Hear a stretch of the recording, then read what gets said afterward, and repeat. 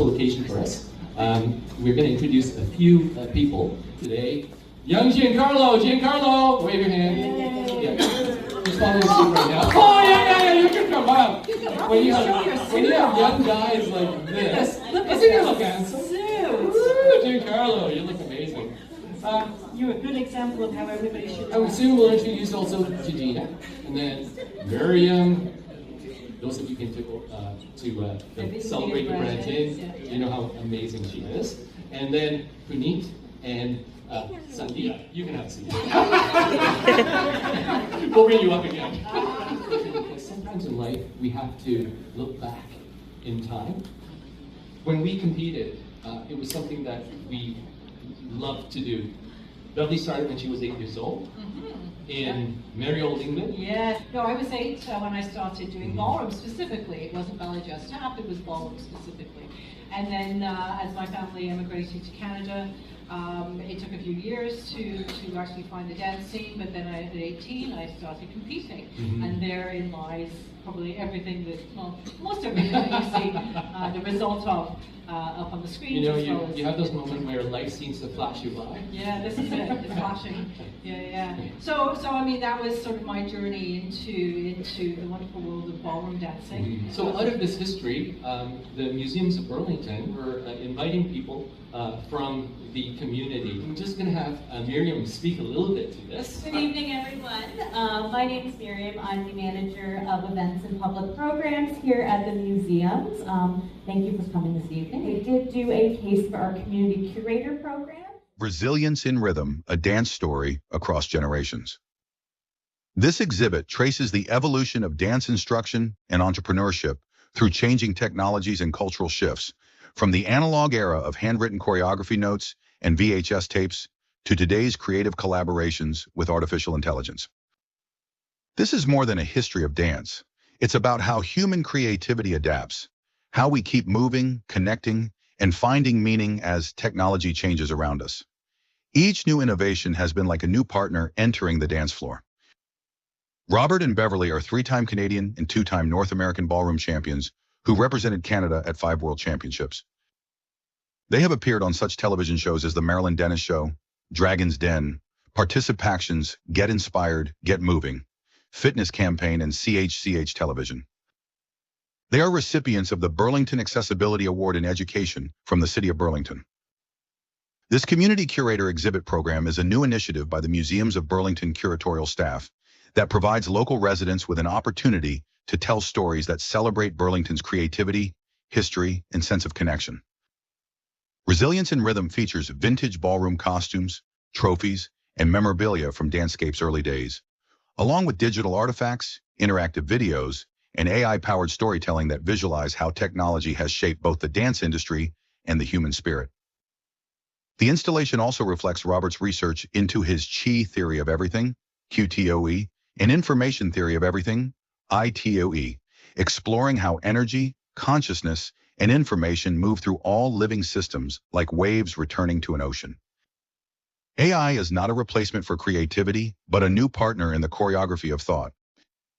In keeping with the exhibit's theme, artificial intelligence played an integral role in its creation.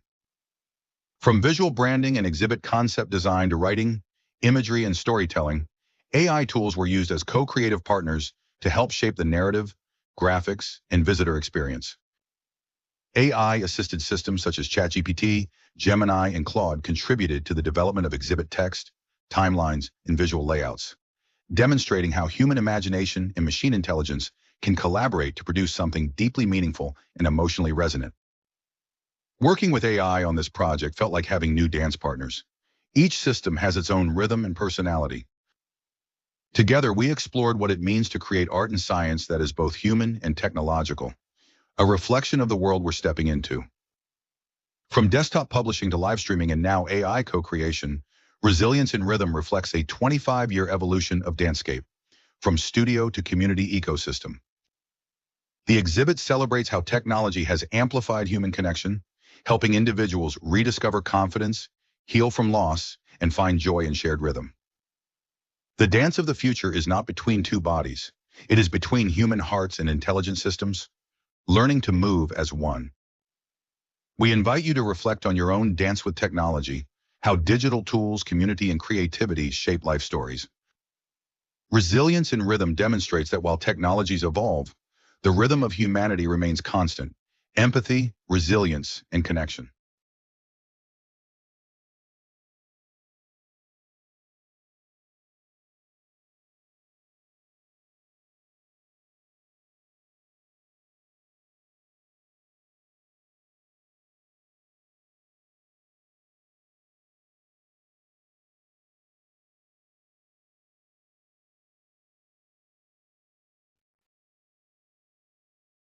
Have any of you ever been here before? Hands up if you've been here before.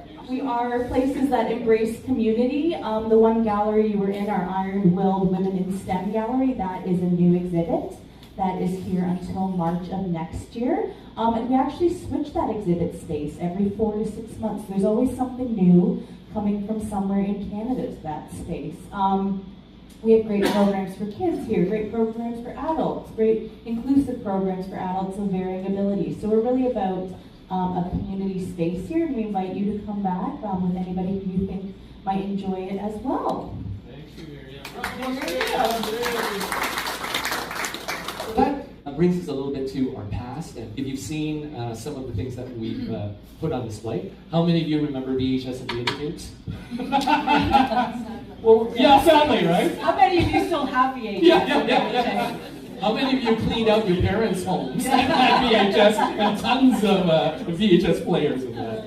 But when we competed, that's the tools we used. We didn't have access as to what we now have with YouTube and all the range of wonderful lessons. We had to purchase the VHS, and I remember it's like $97 for like 45 minutes.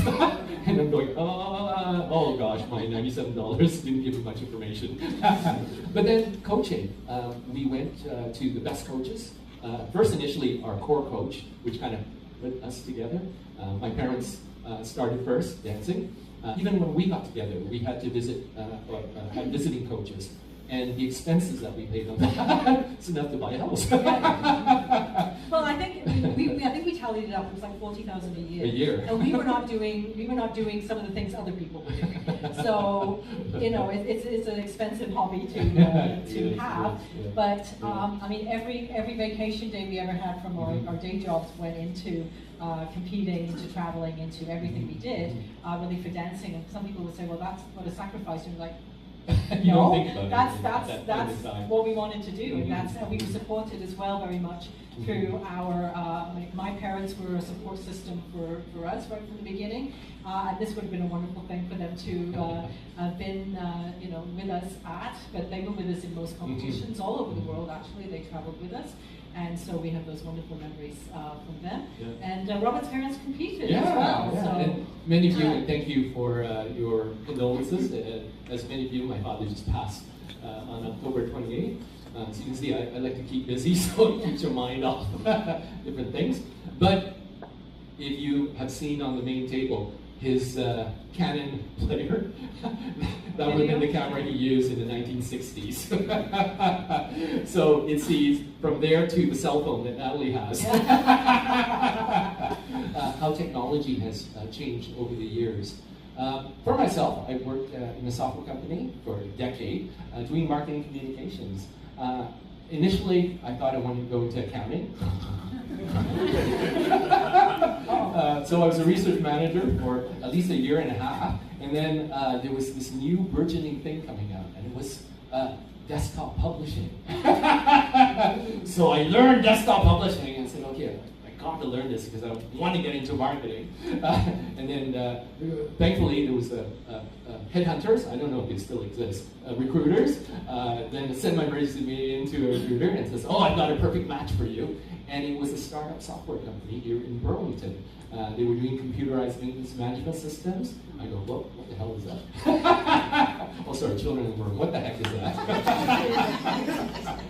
But it gave the chance to explore the creative side, which I really enjoyed.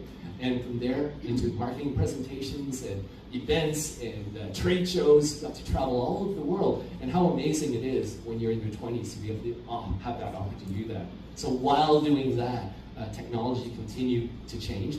But the creative part of technology is what is so amazing for that period. And moving ahead now to this time, we were so fortunate in a few months ago where where this young lady, Gina, round of applause for Gina.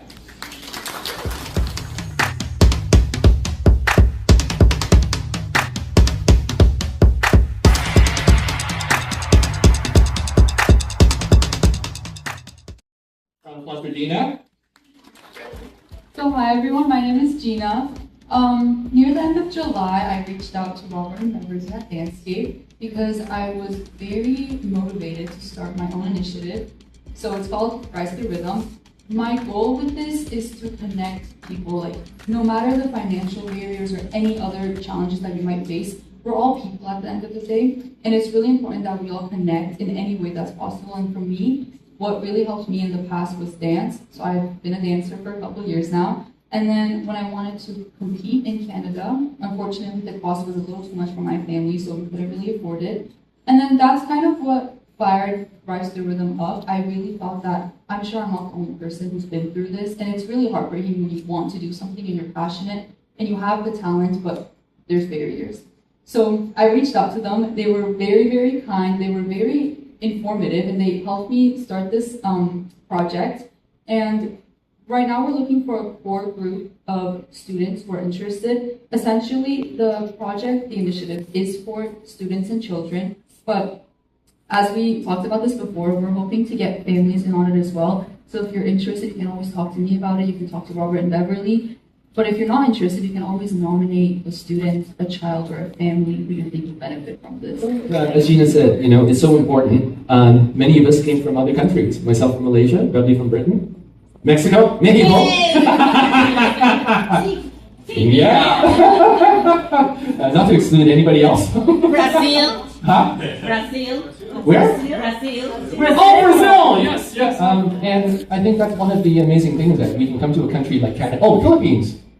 Kind of. Me? Yeah. Oh, Cambodia. Oh, sorry. Close enough. Cambodia. Serbia. Exactly. That we can come to a country like Canada. Oh yes, these two do Serbian dancing, so immediately after, please. But that we can come to a country, whether it's our parents or whether it's ourselves, to aspire to move up in the world, whatever that means for all of us. And sometimes that just means the freedom to do whatever you want. So that's why with this initiative, it is geared towards families who may not have the financial resources, as Gina had said. And so looking for nominations as well as supports. We'll gear up towards sponsorship, but right now it's just a core group who would be interested in working with us and identifying some youth, teen, children who would benefit. And we already have some lined up, and there's some anonymous donors who have already stepped up. So we thank you for some of you who are already doing that. While this program was happening, concurrent to this, we received another email, and it was not from Nigeria. It was from Burlington. And want to introduce now to Puneet and Sunny.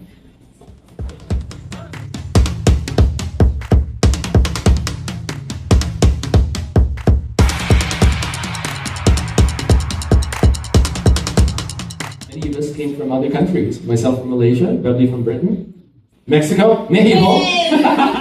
Yeah! But that we can come to a country, whether it's our parents or whether it's ourselves, to aspire to move up in the world, whatever that means for all of us. That's why with this initiative, it is geared towards families who may not have the financial resources, as Gina had said. And so looking for nominations as well as supports. Right now, it's just a core group who would be interested in working with us and identifying some youth, teen, children who would benefit. I want to introduce now to Puneet and Sunny.